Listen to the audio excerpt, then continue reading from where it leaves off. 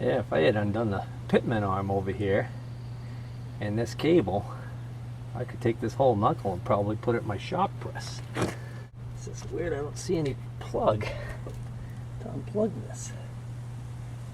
This appears to be one continuous cable all the way up to, I don't know, somewhere up in here where I can't see it. There is a small bolt on the back side here that holds this bracket on right here. If I can get that out without snapping it, that would give me probably enough slack in this cable to actually swing this whole thing out. Alright, so I decided to drop that pitman arm. After all, it ended up being pretty easy to do, so I probably should have just done that right at the beginning. That allowed me to drop this whole knuckle, turn it around. Now I can see the little tiny bolts on the backside that actually hold this sensor in position, and then also there's a bracket right here that this is attached to. So if I can get these bolts out without snapping them, I'll be able to completely take this knuckle and separate it from the vehicle.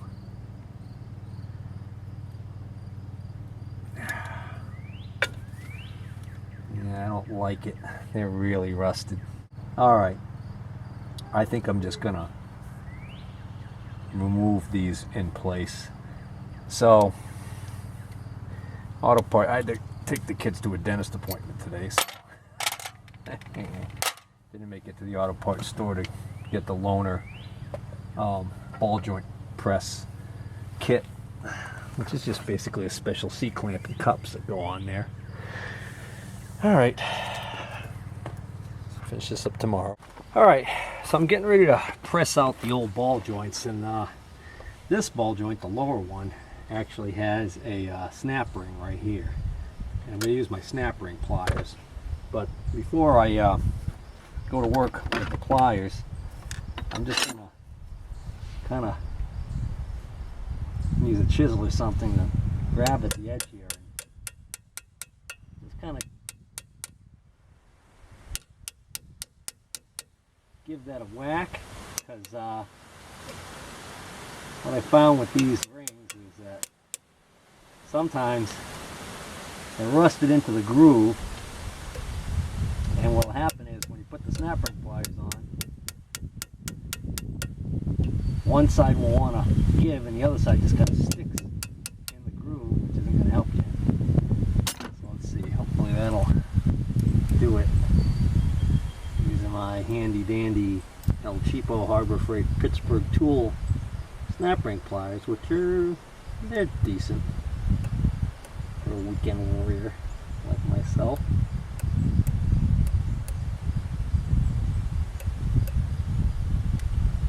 So you can see I got it spread enough, but it's not coming out because the back edge there is actually not coming out of the groove.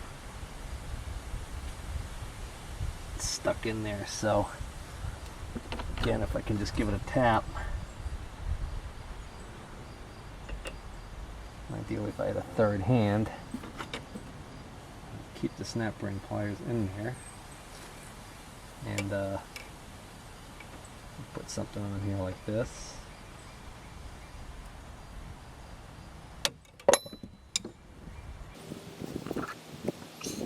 Yeah, it's amazing how stuck those can get in there.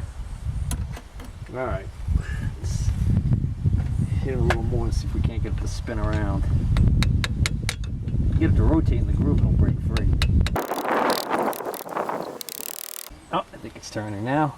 Let's try it one more time. Oh, you stinker. What you definitely want to do is keep your fingers clear of that thing, because if it pops out of the pliers, it'll really do a number on your fingers. Now it's really stuck in there. The other alternative is if you can get it screwdriver under this, sometimes you can just break it. We're not going to reuse this snap ring, so there's no harm in destroying it.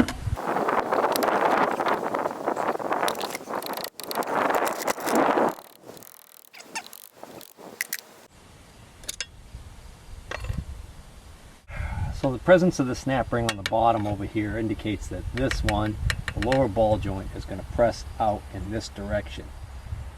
So out of my little handy dandy loaner service kit, I take the largest cup, because the next size down, I noticed what ends up happening is that this ends up actually this bottoms out on the stud right here before it gets a chance to actually start pushing on this thing. Alright, so once we got that in there like that, then this goes on here like this. Alright, so this cup has one side, yeah, it sits in here like this.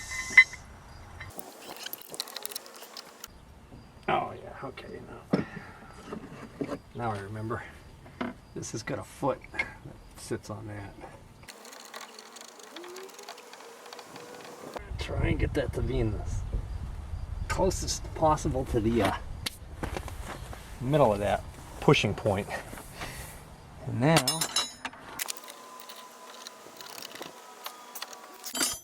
when I did the Dodge Dakota, I cheated. I used the impact driver. Alright, I stuck this pipe in here because this is going to have a tendency to want to twist on there, and I don't want that happening. Alright, that's not going, so just going to double check and make sure I got my cup giving enough clearance here. There it goes. I see it stopped dead right there because it bottomed out. You really need one of these with a bigger hole. Huh. It ain't gonna work. Okay, I think I might have something to work with here. I got this.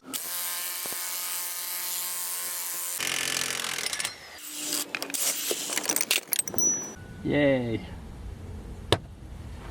So here's another little interesting tidbit. In order to take this ball joint out, it's supposed to be pressed out in this direction. Well, with this style of pressing tool, okay, the only way that's happening is if this threaded rod right here, this part, is pushing on this. Well, you can see that I can't get this on here like that unless I have the threaded rod going up through this hole that's left behind from the place where the lower ball joint was just removed from. So my point is that in order for me to press this upper one out, I had to remove the lower one first.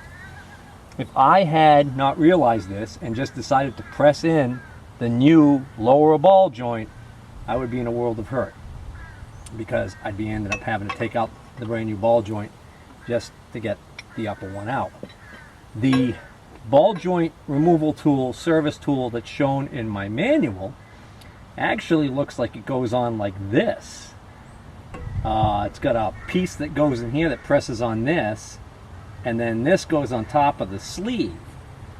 Now, I don't see any way in heck that I could actually make that happen with this particular tool. It looks like maybe on smaller ball joints, that's what this cup is for. But this would go on here like this. This would go like this.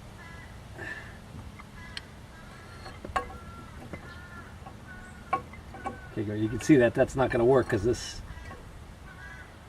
this cup is nowhere near tall enough. In the picture in the book, it looks like it's a long sleeve that goes over this on that tool. So I'm going to have to do it this way. No bones about it.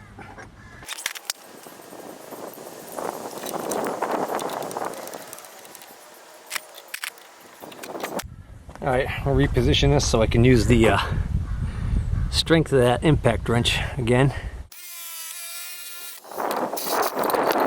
Alright, I can get ready to install the new ones.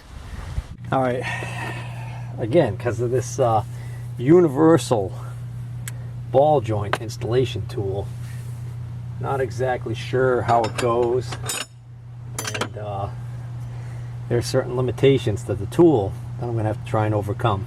So the first thing I'm going to do is I'm going to put in the lower ball joint, because it seems to me that if I try and put in the upper one, I think I'm going to have a clearance issue. No, that's not the case.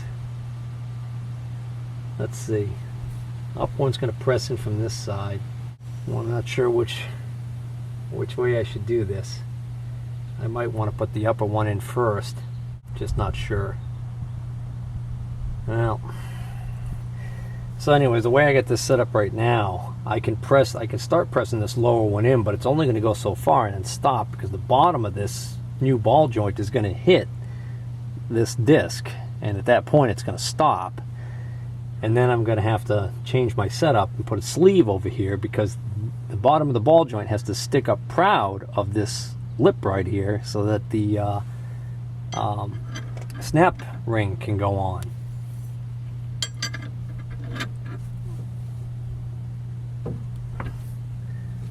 And right off the bat, that's going to be a pain in the butt, because it's not staying in perfect alignment. So it's going to have a tendency to cock in the bore, which makes it even harder to push in. Let's see if I can't straighten this out. It's probably almost there. Yep, see, it's flush.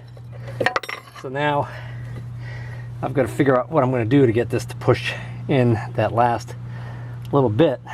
On the Dakota, when I did it, I tried putting a sleeve over this, and the boot style on the Dakota, because the way the boot was, I actually ended up damaging the boot on the brand new ball joint. So I just loaded that with the bejesus load of grease. But the reality is that ball joint is now going to fail prematurely, and there's nothing I can do about it other than replacing it. And since I didn't have a new ball joint on hand, I put it all back together. I'll just wait until it fails again and then do it. And next time I'll be a little bit wiser about it. The reason why I mention that is because I want to make sure nobody else does the same mistake I did on that one. All right, again, not exactly perfect, but this should work. I'm just gonna try and do this by hand instead of the impact driver, so I can go slow. But I've got, this has kind of like a curved edge to it, so it sits in the top of this spacer. This spacer sits on top of here, and is clear of the rubber boot. The next size spacer up in the kit is too big and goes over this outside diameter. Ideally, I'd want a spacer that actually sits right on this lip right here, but there isn't one in this kit. There's only 3. Excuse me. I think I don't even know where the other one is right now. Anyways, okay. And then this cup is large enough so that it should allow the bottom of this ball joint to come out this side, as long as I've got the alignment good, which I think I do. If I could turn this, if I could stand this up, it would be better.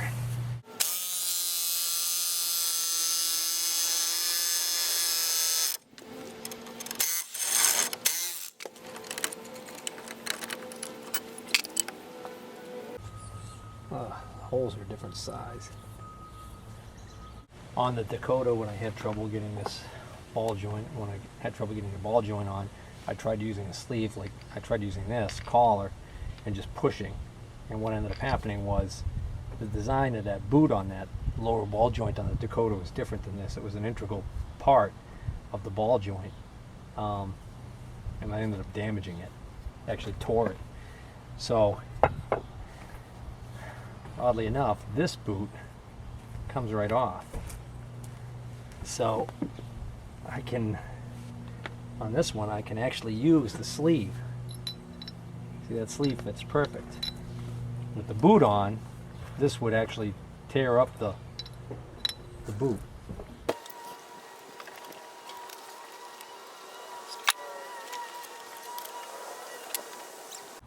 I'm going to need a spacer to go over this, because this collar's not tall enough. I'm going to have another problem where it's going to only come down flush to this. And And unlike the one I took out, this replacement ball joint sticks down below this a little bit. It actually has a C-clip that goes in there. Ironically, if I could flip this end over end like this, I could do it this way, but now I can't because I've got my lower ball joint in. So I don't know whether or not I should have done these in opposite order or not. Well, maybe that'll work.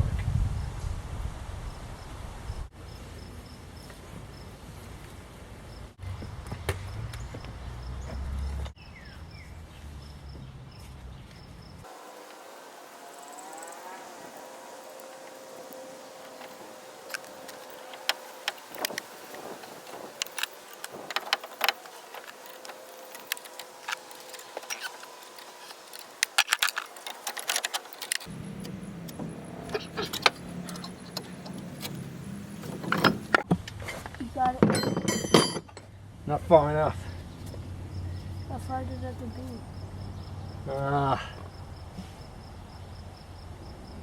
Almost another quarter of an inch. What do these do? Called ball joints. What do they do? They swivel. That one doesn't because it's really bad and old. But yeah, you don't want to pick that up. Look at your hands now. Put that down. Daddy, the jack is sinking into the ground. Yeah, I know. That's why you don't want to get too close to the truck because it slips off. It'll fall suddenly and crush you. Your guts will come squirting out like a bug. Well, so close. Got to come up with some other plan. Put this on here like this. And this will reach. Maybe you should hammer it in. Yeah. We'll just let Could it damage hammer. it. Could damage Let it. it soft. Yeah, I know. No, that's why I probably wouldn't do a good job. I didn't even think if I do push that all the way in that's going to expose the groove for that clip. The one that came out didn't have a clip on it. I wonder if they use this same ball joint for more than one application. Maybe this is used as a lower ball joint on some other application.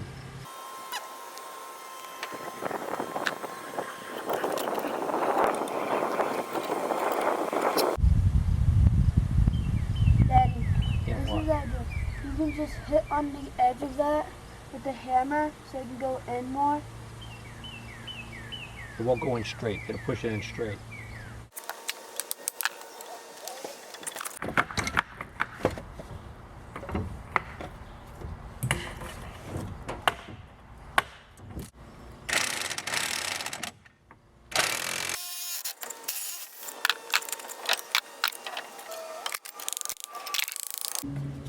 Well, that's seated to the point where this is flush on the bottom like the original one was. And I could see that there isn't enough of there's like no gap left to push this down any further. There's no way that clip's going to go on there.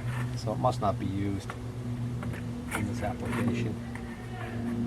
Get my rubber boot on, keep any garbage from getting in there.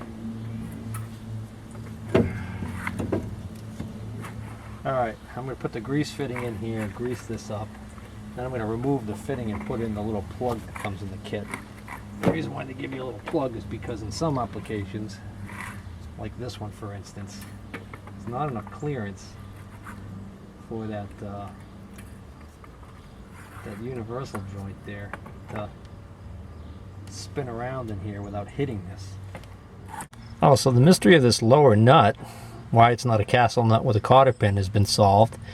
The replacement nut actually has little dimples on it. It's a self-locking type of nut. So it's got like a little crimp to it, so that as you tighten it up, it resists the temptation to temptation, like it's gonna have feelings. It resists loosening back up. How's that? Anyways, so that's why that's like that. I like on the replacement ball joint, they had the foresight to make this a hollow on the end here for an Allen wrench to go into, so you can actually hold that and keep it from spinning in case it starts turning in your taper there before it tightens up all the way. That's kind of nice. And then on the upper one here is just the regular old castle nut. All right. Getting into the home stretch now, I think.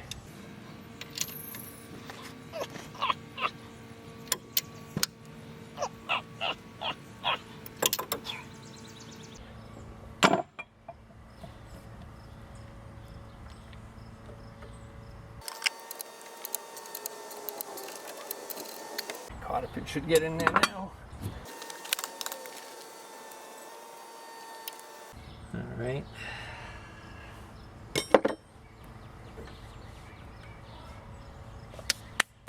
That's good. Now, got to get that axle assembly back in. This could be tricky.